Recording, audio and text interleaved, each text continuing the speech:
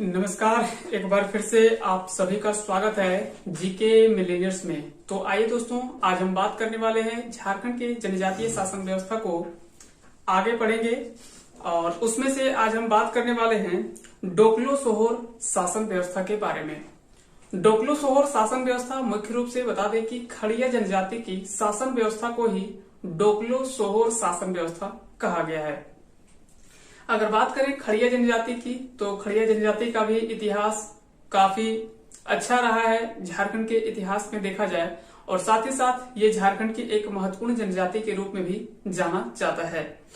बात करें डोकलो सोहोर शासन व्यवस्था की, तो कुछ महत्वपूर्ण जानकारी हम बात करेंगे। सबसे पहले शब्द आता है खड़िया। तो खड़िया शब्द या नाम कैसे पड़ा, तो बता दें कि खड़खड़िया यानी पालकी ढोने। तो पहले जो ये जनजाति थी वो मुख्य रूप से पालकी ढोने का काम करते थे, यानी खड़खड़िया जो बोला जाता था वो पालकी को बोला जाता था। तो वही ढोने का कार्य किया जाता था, जिसके कारण से इसका ये कह सकते हैं कि इस जनजाति का नाम खड़िया पड़ा। तो इस तरह से खड़िया जनजाति का भी इतिहास काफी रोचक रहा है झारखंड के इतिहास में। आइए हम समझते हैं डोकलो सोहोर शासन व्यवस्था के बारे में। अगर डोकलो सोहोर शासन व्यवस्था का बात करें तो सबसे पहले ये हम जानेंगे कि ये खड़िया शासन व्यवस्था का, खड़िया जनजाति शासन व्यवस्था का ही, जनजाति को ही हम क्या कहते हैं, डोकलो सोहोर शासन व्यवस्था के नाम से जाना जाता है। अब ये बता दें कि डोकलो खड़िया जनजाति जो है वो प्रोटो ऑस्ट्रेलाइड प्रजाति समूह के अंतर्गत आता है। तो ये अगर पूछा जाए कि किसके अंतर्गत आता है, तो प्रोटो ऑस्ट्रेलाइड के अंतर्गत आते हैं, प्रोटो ऑस्ट्रेलाइड के अंतर्गत आते हैं। बात करें खड़िया की, तो ये इनकी अपनी भाषा है जो कि खड़िया के नाम से जाना जाता है। बात करें इनके मुख्य निवास स्थल की, तो इनका मुख्य निवास स्थल जो है वो बीरू क्षेत्र सिमडेगा, बीरू क्षेत्र सिमडेगा, ये कह सकते हैं कि खड़िया जनजाति का सबसे मुख्य स्थल या ज्यादातर जो माना जाता है वो ये इसी क्षेत्र पर देखने को मिलता है, खड़िया जनजाति। उसके बाद फिर बात करें तो गुमला, रांची, ये सभी कई अलग अलग क्षेत्रों में देखने को मिलता है। साथ ही साथ ये जिले को छोड़ करके अगर बात करें तो उड़ीसा, छत्तीसगढ़, पश्चिम बंगाल, इस क्षेत्र में भी कुछ कुछ देखने को मिलता है। खड़िया जनजाति मुख्य रूप से अगर बात करें तो ये 3 भागों में बटा हुआ है। खड़िया जनजाति अगर बात करें तो ये मुख्य रूप से 3 भागों में बटा हुआ है, पहाड़ी खड़िया, ढेलकी खड़िया और दूध खड़िया।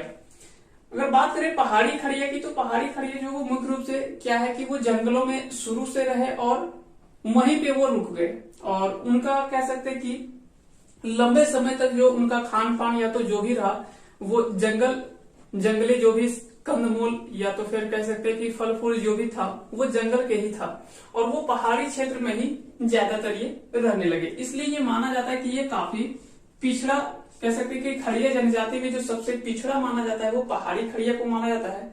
वहीं अगर बोला जाए कि पहाड़ी खड़िया में सबसे संपन्न कौन सा जनजाति था, तो वो था दूध खड़िया। दूध खड़िया जो था वो सबसे संपन्न था, और जबकि सबसे पिछड़ा बोला जाए तो पहाड़ी खड़िया जो था वो सबसे पिछड़ा था। वहीं ढेलकी खड़िया कह सकते हैं कि ये दोनों के बीच में माना जाता है।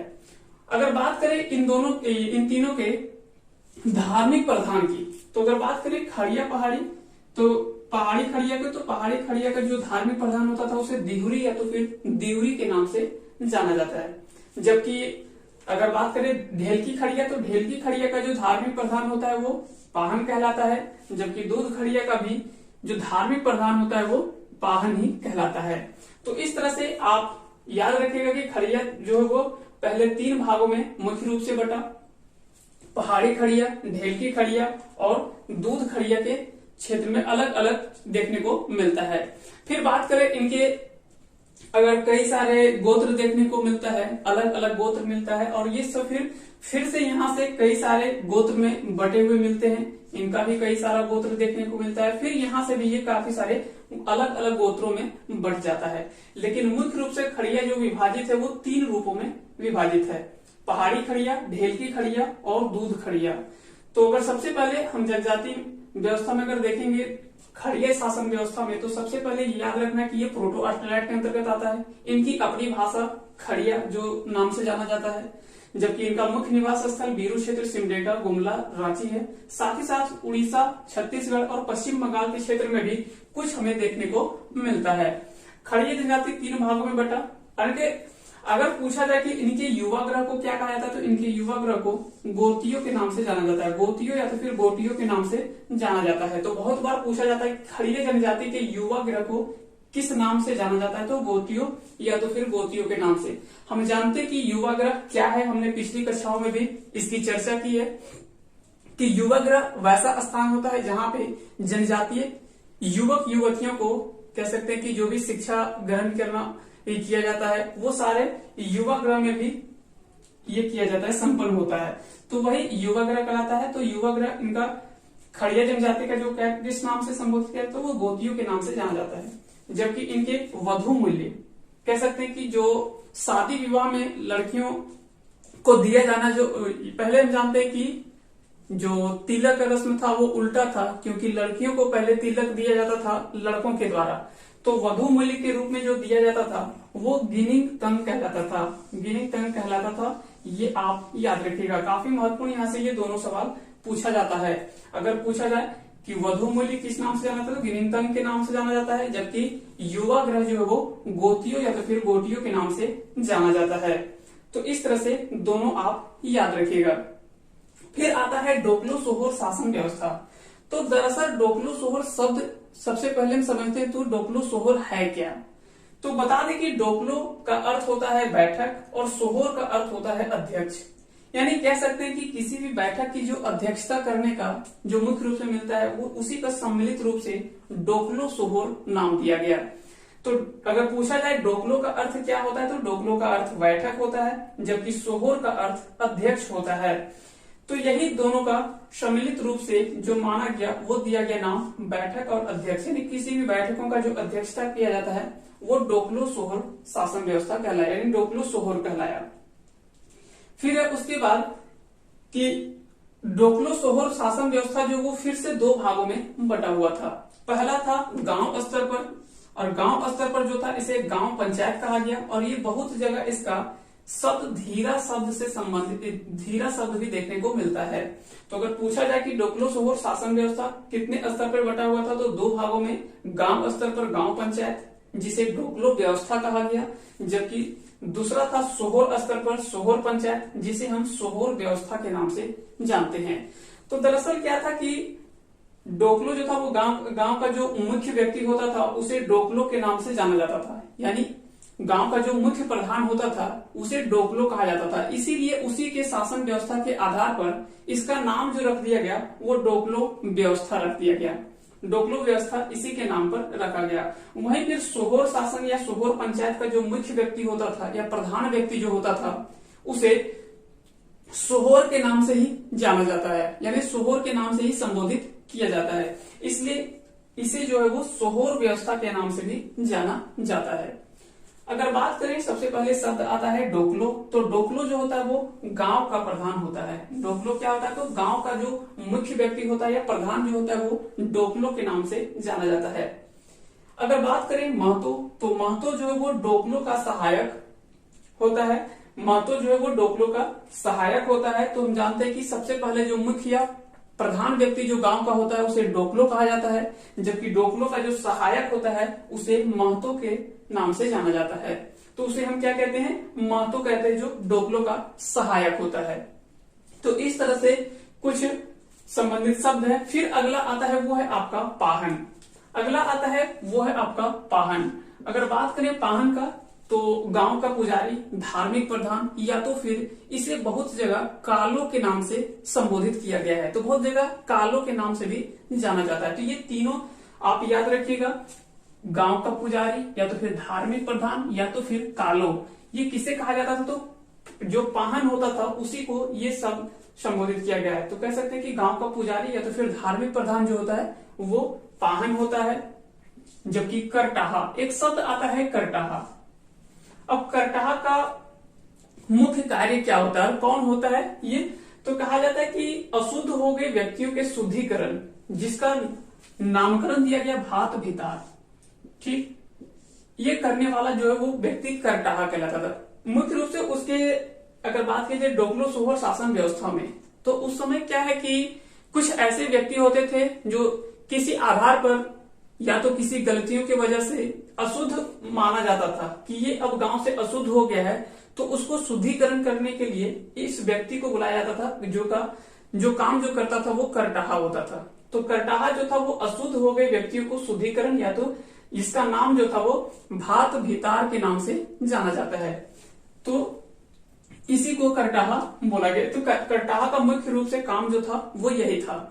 अब क्योंकि हम जानते हैं कि किसी भी शासन व्यवस्था में जो भी पहले पुरानी शासन व्यवस्था माना जाता है, वो पहले जब होता था तो गांव के जो भी प्रधान होते हैं, चाहे वो डोकलो हो या तो फिर सोहर स्तर पर सोहर हो, या तो फिर और भी उनके जो सहायक होते हैं, चाहे बात करें महतो की या तो पाहन की बात करें, वो सभी एक रूप से सम्मिलित रूप से बैठते हैं कहीं पे भी।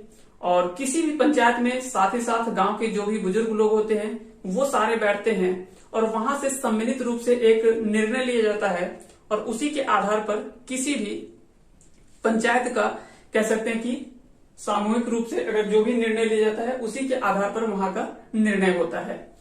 इस तरह से ये सभी शब्द भी आपको कई बार पूछा जाता है सब एग्जाम्स में कि करटाहा का क्या कार्य था, या तो किसे कहा जाता है, या तो किस शासन व्यवस्था में करटाहा का कार्य देखने को मिलता है, या तो डोकलो सोहर शासन व्यवस्था में पाहन को किस नाम से भी जाना जाता है, तो कालो के नाम से भी जाना जाता है। तो ये सभी आप वर्ड याद रखिएगा। बात करें कई गांवों को मिलाकर सोहर बनता है, कई गांवों को मिलाकर सोहर बनता है, और इसका प्रधान जो है वो सोहर कहलाता है। तो हम पहले चर्चा कर चुके हैं कि गांव स्तर पर जो होता है वो गांव पंचायत कहलाता है, जिसका नाम जो है वो धीरा देखने को बहुत जगह मिलता है, धीरा, और उसी को हम डोकलो व्यवस्था के नाम से भी जानते हैं। और कई गांव को मिलाकर जो कह सकते हैं कि एक सोहर बनता है, और सोहर का प्रधान भी जो होता है वो सोहर ही कहलाता है। इसीलिए इसका भी कह सकते हैं कि नाम जो है वो सोहर यह व्यवस्था कहा गया, सोहर व्यवस्था या तो फिर सोहर पंचायत के नाम से जाना जाता है। अगर बात करें सोहर, डोकलो और सोहर में क्या अंतर है, तो डोकलो जो होता है वो गांव स्तर पर छोटे मोटे निर्णय जो भी होता है वो डोकलो स्तर पर यानी गांव स्तर पर होता है, और जो गांव स्तर पर जो निर्णय नहीं हो पाता है, कह सकते हैं कि डोकलो के अंतर्गत जो मामले नहीं सुलझाए जाते हैं वो सारे जो होता है वो गांव पंचायत स्तर पर नहीं सुलझ पाते, वो जाते हैं आपके सोहर पंचायत के स्तर पर, यानी सोहर पंचायत के पास जाता है और वहां से उसका निर्णय होता है।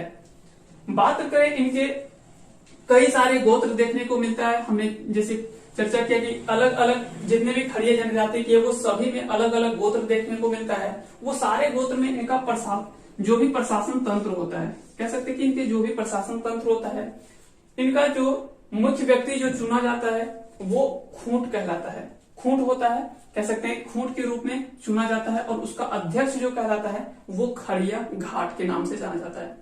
तो अगर बात करें डोकलो सोहर शासन व्यवस्था में, तो खड़िया जनजाति के गोत्र जो भी जितने भी गोत्र को मिलाकर उनका प्रशासन तंत्र जो होता है, उनका प्रशासन तंत्र होता है, उनके द्वारा चुना गया व्यक्ति खूंट के नाम से जाना जाता है। और खूंट का जो अध्यक्ष होता है, खूंट का अध्यक्ष जो होता है वो खड़िया घाट के नाम से जाना जाता है, खड़िया घाट के नाम से। अगर बात करें डोकलो सोहर, तो डोकलो सोहर का कार्यकाल जो होता है वो 3 वर्ष होता है, यानी कह सकते हैं कि डोकलो सोहर का जो हर 3 वर्ष में उसका कार्यकाल बदल जाता है, और फिर उसका चुनाव जो होता है वो सम्मिलित रूप से जितने भी व्यक्ति गांव के जितने भी लोग होते हैं वो सभी लोग बैठकर इसका सामूहिक निर्णय लेते हैं। उसके आधार पर ही डोकलो सोहर का कह सकते हैं कि चुनाव होता है। उसके बाद अगर पूछा जाए कि डोकलो सोहर होता कौन है, तो डोकलो का सभापति, कह सकते हैं कि डोकलो का जो सभापति होता है, जो संपूर्ण खड़िया समाज का राजा होता है, वही डोकलो सोहर कहलाता है। तो अगर बोला जाए कि डोकलो सोहर होता कौन है, तो कह सकते हैं कि संपूर्ण खड़िया समाज का बात करें तो जो सबसे ऊपरी स्तर पर होता है उसी को हम डोकलो सोहर कहते हैं। और डोकलो और सोहर वो अलग अलग था। डोकलो जो था वो गांव स्तर पर था, उसके ऊपर था सोहर, और दोनों को जोड़ करके जो बनाया वो डोकलो सोहर बना। अब बात करें खड़िया राजा, जिसको हम डोकलो सोहर भी कहते हैं, तो खड़िया राजा जो था वो फिर इसके अंतर्गत कई सारे सदस्य होते थे, अलग अलग सदस्य होते थे। जैसे सेक्रेटरी होता था, तो सेक्रेटरी को लिखाकड़ के नाम से जाना जाता था, लिखाकड़ के नाम से। जबकि खजांची जो भी जानते हैं कि जो भी पैसा वगैरह का लेन देन का जो भी ये कह सकते हैं कि जो भी पैसा लेन देन का जो भी हिसाब किताब रखने का कार्य जो होता था वो खजांची के पास होता था और उसे तीन जौकड़ के नाम से जाना जाता था, तीन जौकड़ के नाम से। जबकि जो भी सलाहकार होते थे खड़िया राजा के, उसे देवान के नाम से जाना जाता था, देवान के नाम से जाना जाता था।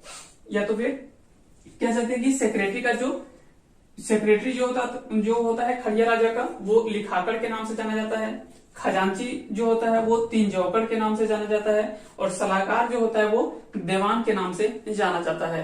तो इस तरह से खड़िया राजा के अंतर्गत अलग अलग जो है वो सदस्य के रूप में काम करते हैं और फिर इस तरह से शासन व्यवस्था जो वो देखने को मिलता है। बहुत बार उसके बाद इसमें एक और चीज देखने को मिलता है खड़िया शासन व्यवस्था में कि कोई भी व्यक्ति अगर खड़िया जो जनजाति कह सकते हैं कि खड़िया में अंतर्गत नहीं आता है, तो वो अगर खड़िया में शामिल होना चाहे तो वो किस आधार पर खड़िया में शामिल हो सकता है। तो उसके आधार पर निर्णय दिया गया था कि या तो कह सकते हैं कि माता अगर खड़िया जनजाति से संबंधित है और पिता अगर उसके अलग जनजाति से है, तो वो क्या है कि खड़िया समाज में सम्मिलित रूप से जब निर्णय लिया जाता था उसके आधार पर उसको शामिल कर लिया जाता था। तो इस तरह से खड़िया जनजाति का शासन व्यवस्था हम मुख्य रूप से देखने को मिलता है और उम्मीद करते हैं कि डोकलो सोहोर शासन व्यवस्था को हमने कोशिश किया आपको कि आसान भाषा में आपके पास पहुंचाया जाए और हमने कोशिश किया कि आसानी से हम कैसे समझ सकें और समझने का हमने प्रयास किया। उम्मीद करते हैं कि आप सभी को ये जो भी था डोकलो सोहोर शासन व्यवस्था या तो फिर कह सकते हैं कि खड़िया शासन व्यवस्था या खड़िया जनजाति की जो भी शासन व्यवस्था थी उसके बारे में हमने जानने का प्रयास किया। अगर आपको आज का क्लास पसंद आया होगा तो आप हमारे चैनल को लाइक करें, साथ ही साथ अगर चैनल पे नए हैं तो चैनल को सब्सक्राइब कर दें और अपने दोस्तों के साथ चाहे तो शेयर भी कर सकते हैं। आप सभी को एक बार फिर से बहुत बहुत धन्यवाद।